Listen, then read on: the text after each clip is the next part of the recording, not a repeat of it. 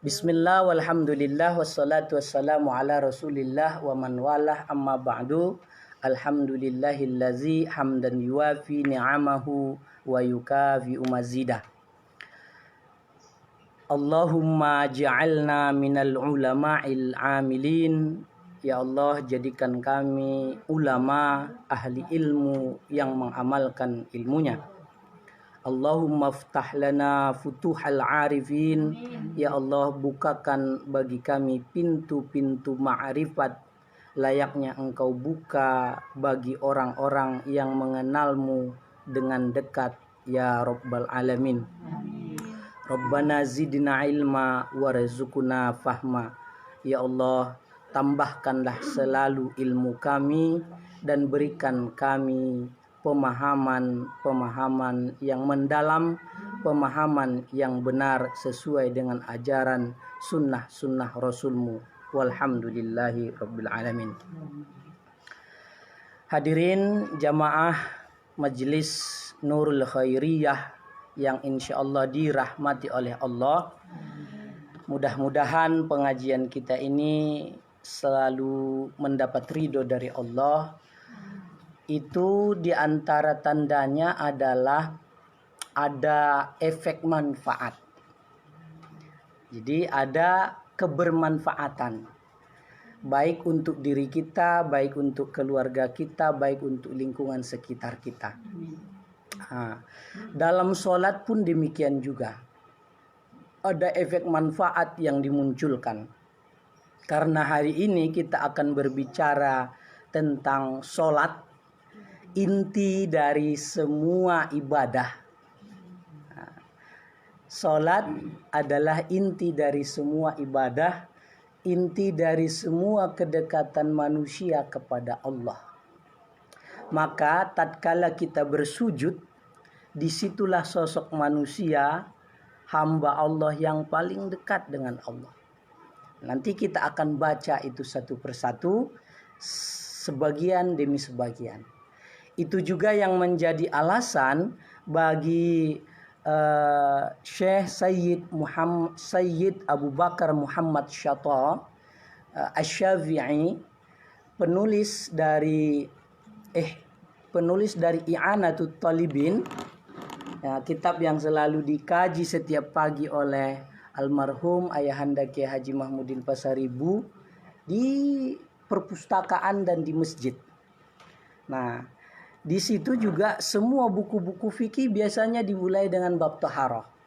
Selalu dengan air, bersuci. Tapi ini fikih luar biasa, dimulai dengan bab sholat. Nah, alasannya satu diantaranya itu. Karena sholat adalah kunci dari seluruh ibadah. Maka pada kesempatan ini, di pertemuan yang ke-6, karena pekan lalu ada 5. Bulan lalu itu ada 5 pekan, 5 minggu. Ini pertemuan ke-6. Kalau pertemuan ke-6 itu berarti udah mau ujian SKS itu. Sistem kredit semester. Ini tes. Temanya adalah cinta dalam gerakan dan bacaan sholat sesuai sunnah Rasulullah Muhammad sallallahu alaihi wasallam. Menjelaskan tema ini, judul ini seperti biasa di 7 menit pertama ada, walaupun lebih dikit 10 sampai 15 kan suka begitu. Nah, enggak apa-apa. Nah, kita akan melihat 3 rujukan buku atau kitab. Pertama adalah I'anah, kitab fikih.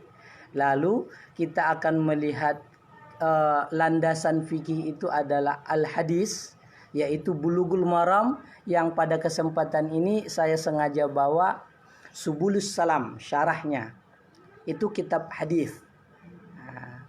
Kalau kitab I'anah At-Talibin disusun oleh Sayyid Muhammad Abu Bakar Muhammad Shatta, seorang ulama kenamaan di Masjidil Haram Mekah, yang menjadi guru dari ulama, kiai, ustadz-ustadz yang dari Nusantara, Indonesia.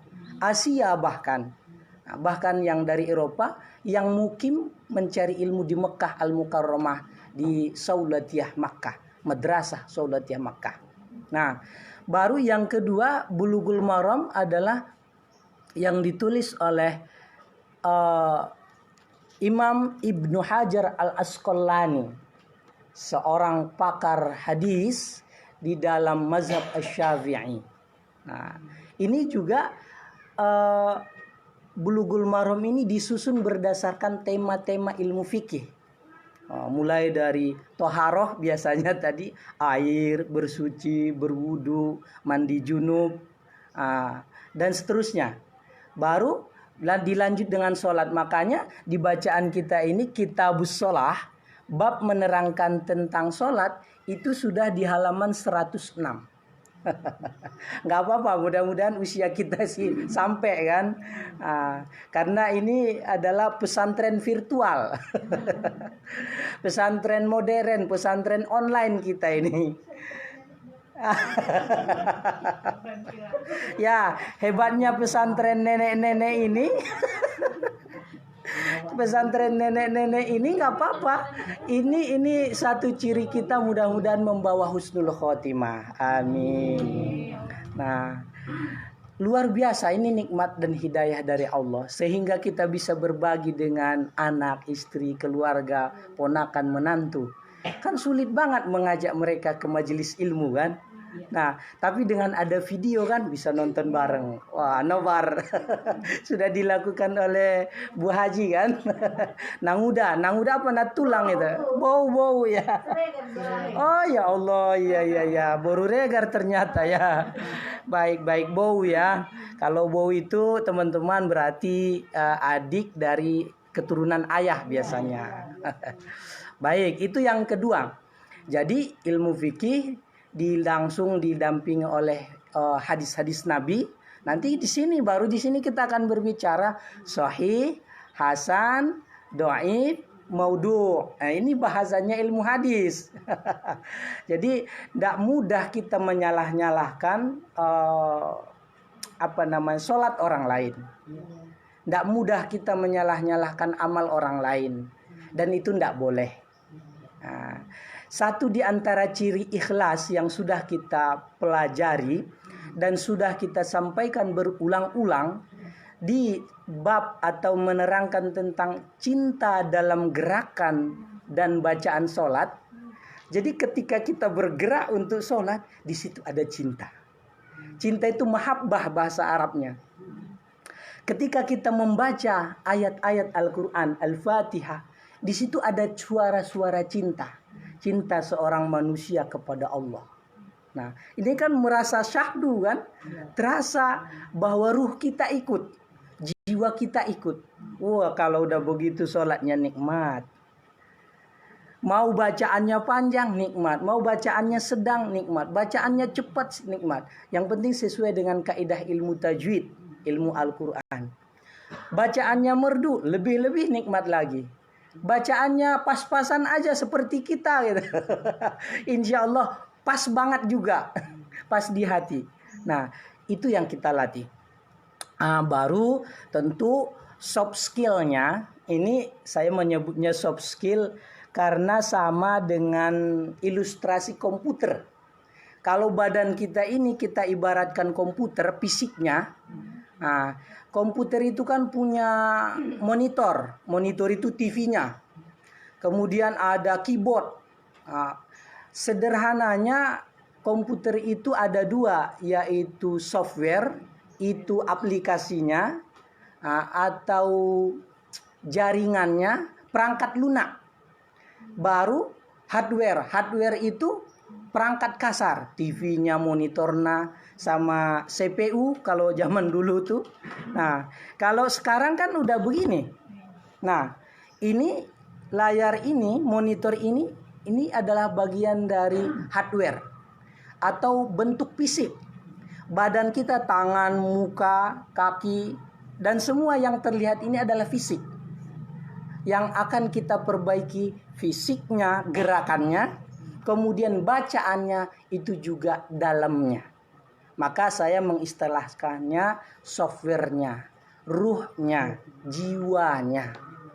Nah, ngantuk-ngantuk dikit nggak apa-apa lah. Tidur juga boleh. Sambil ngopi-ngopi nanti capek ingin minum boleh. Atau sambil ngantuk-ngantuk dikit tas nyangkut lagi boleh. Ngaji dibikin nyaman aja, insya Allah bermanfaat.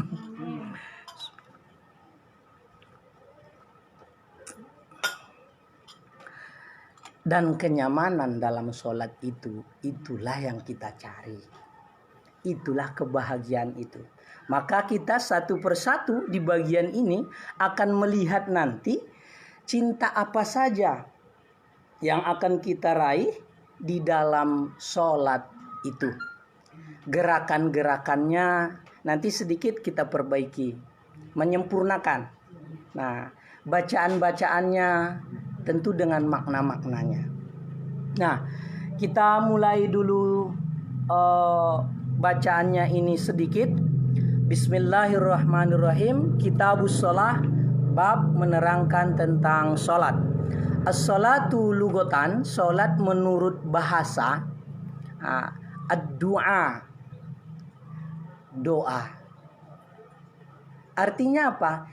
Isi dalam sholat kita itu adalah doa, permohonan manusia kepada Allah.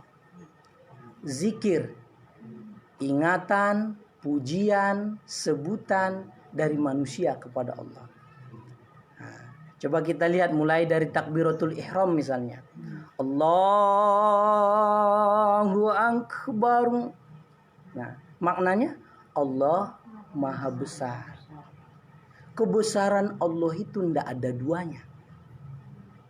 Orang yang menyadari kebesaran Allah di dalam hatinya, tidak hanya di mulut ya, maka sebesar apapun masalahnya, duhai masalah yang besar, aku takkan gentar sedikit pun, aku punya Allah yang Maha Besar. Ikhtiar usaha maksimal, kerja maksimal, berpikir maksimal. Maksimal itu sampai pentok dah. Kalau masih ada jalan untuk berpikir, lakukan. Kalau masih ada jalan untuk bergerak, lakukan. Kalau ada jalan untuk menyampaikan, untuk agar selesai masalahnya itu, lakukan. Itu namanya usaha maksimal. Nah, di situ baru diiringi dengan doa. Bismillah, tawakkaltu 'alallah, la haula wala quwata illa billahil aliyil azim. Dengan namamu ya Allah, tawakkaltu 'alallah, aku berserah diri padamu ya Allah. La haula wala quwata, tidak ada daya dan upaya, tidak ada kekuatanku sedikit pun ya Allah, illa billah, kecuali dengan pertolonganmu ya Allah. Jadi luar dan dalamnya dapat, itulah makna yang kita sebut di dalam judul ini, cinta dalam gerakan dan bacaan sholat sesuai sunnah Rasulullah Muhammad Sallallahu Alaihi Wasallam. Buktinya apa? Nah, ini kita mau lihat ukuran ini, indikator. Cara mengukur kalau sholat kita itu sudah di dalamnya ada cinta. Dalam gerakan sholat kita itu sudah berbarengan dengan cinta. Cara mengukur bacaan-bacaan sholat kita itu sudah di dalamnya ada cinta kepada Allah. Satu buktinya. Itulah ayat yang sering kita ulang-ulang. Innas sholata tanha anil fahsya wal munkar. Sesungguhnya sholatku dapat mencegah diriku dari maksiat, keji, mungkar, dan berbagai jenis dosa lainnya. Jadi ada dua tanda tangan nih, contoh misalnya. Yang satu benar kita ada tanda tangan. Yang kedua kita remang-remang ini, abu-abu. Ragu, kenapa? Karena kita tahu ada yang salah di situ.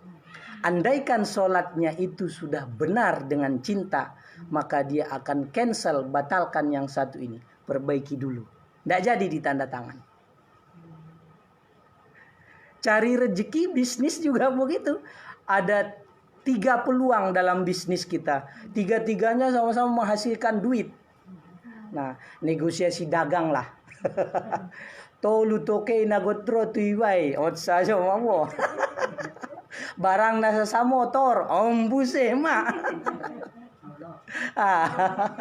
Teman-teman nyambung-nyambung dengan bahasa Tapsel ya. Bahasa Mandailing, kalau ndak nyambung nanti lihat terjemahnya di bawah sini. Ya bisa dijapri nanti atau bisa di komen ini artinya apa gitu. Nah, dari 3 proyek yang akan dilakukan ini, 2 kita tahu benar lalu kita setuju. Ditaruh barangnya ke agen kita itu, ke semi agen, ke warung sembako itu. Tapi 1 kita remang-remang ini. Kan akal kita berpikir kan, benar nggak ini? Betul di luayon dosa dia tahu indah. Nah, di sini kita lihat cinta dalam gerakan dan bacaan sholat. Andai dalam gerakan sholatnya ada cinta, andai dalam bacaan sholatnya ada cinta, andai di hatinya ada cinta kepada Allah, andai tangan, kaki, kepala, mulut dan seluruh anggota fisiknya ini sholat dengan cinta kepada Allah, maka dia akan menolak tanha anil fahsya wal munkar. Nah, demikian dulu, biar penasaran insya Allah kita sambung lagi di pertemuan berikutnya. Assalamualaikum warahmatullahi wabarakatuh.